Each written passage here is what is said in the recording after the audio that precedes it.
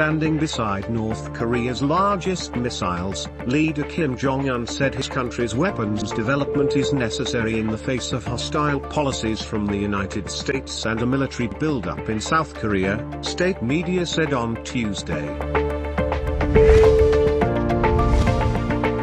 Israel will keep the Golan Heights, which it captured from Syria in a 1967 war, even if international views on Damascus change. Israeli Prime Minister Naftali Bennett's remarks came as the current U.S. administration hedges on the Golan's legal status and some U.S.-allied Arab states seize their shunning of Syrian President Bashar al-Assad over his handling of a decade-old civil war. At least 15 people have been reported killed, and 3 others remain missing after continuous and heavy downpours triggered flooding in northern China's Shaanxi province, one of the country's top coal-producing areas, according to the state media. The state-run Global Times reported on Tuesday that at least 1.75 million people have been affected by the floods, and as many as 120,000 were displaced after 19,500 houses collapsed. Ethiopia's National Army launched a ground offensive against forces from the northern region of Tigray on Monday, the war-torn region's governing Tigray People's Liberation Front said. Government and allied forces launch coordinated offensive on all fronts, Tigray People's Liberation Front says. A Taiwan official has asked Australia to support its bid to join the CPTPP Pan-Pacific Trade Pact, which China opposes, saying Taiwan can boost high-technology trade flows and demand for Australian minerals. Support for Taiwan's bid would also send a strong message to Australian businesses impacted by China's recent boycotts of Australian products, the Taipei Economic and Cultural Office representative, Elliot Chung, told a Parliament committee in Canberra on Tuesday.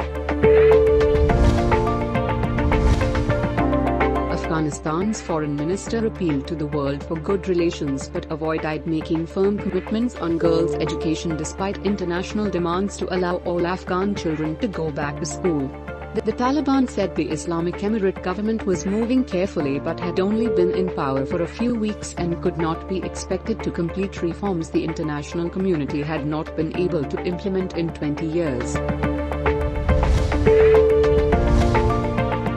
British grocery prices increased 1.7% in the 4 weeks to October 3rd year-on-year, market researcher Kantar said on Tuesday, adding to pressure on households already facing soaring energy bills. With inflationary pressures mounting in the British economy, one Bank of England policymaker told households to get ready for early interest rate rises. The International Monetary Fund's executive board said it has confidence in and backs its managing director Kristalina Georgieva after concluding its review of an investigation into allegations that she pressured World Bank staff to alter data in favor of countries in her previous role as chief executive of the World Bank. Federal Minister for Finance Shaukat Tarin has left for the U.S. to attend the annual meetings of the World Bank and the International Monetary Fund. Policy talks between Pakistan and the IMF will continue from October 13 to 15, officials added. During the meeting, the finance minister will brief the fund about Pakistan's economic performance. Next installment, worth $1 billion, is likely to be received if talks are successful.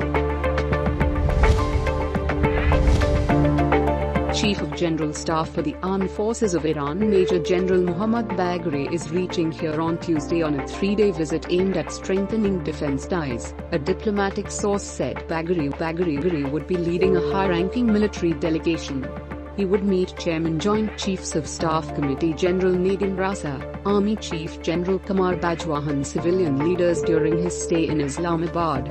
The two sides, during the visit, would also hold talks on border security, regional stability and counter-terrorism cooperation. Pakistan Tuesday reported the lowest number of single-day infections since June 21. As per data from the National Command and Operations Center, Pakistan reported 689 new cases of the virus. Pakistan conducted a total of 42,476 tests conducted on Monday, with the positivity ratio standing at 1.62%. 18 people died over the past 24 hours across Pakistan from the infection. The Pakistan Telecommunication Authority said Tuesday that the fault in submarine cable near Fujairah, UAE, which had caused the internet speed in Pakistan to slow down, has been repaired. The PTA announced that work is underway to restore internet services that may have been slow or down for some users in the country. Another major gas crisis is expected to hit the country this winter as Pakistan LNG Limited was unable to attract LNG trading companies to its tender floated on September 11, 2021, where 8 LNG cargoes were sought, 4 each for December and January. According to a media report, this means the country will not be able to import 1.2 BCFD LNG each during the peak demand season in December and January. This may come as bad news for most WhatsApp users, but Google may switch some users of the mobile app to a limited storage plan.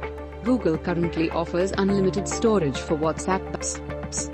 Saving WhatsApp chat backups on Google Drive is one of the easiest and most effective ways for WhatsApp users to switch their phones and retain their old messages and chats.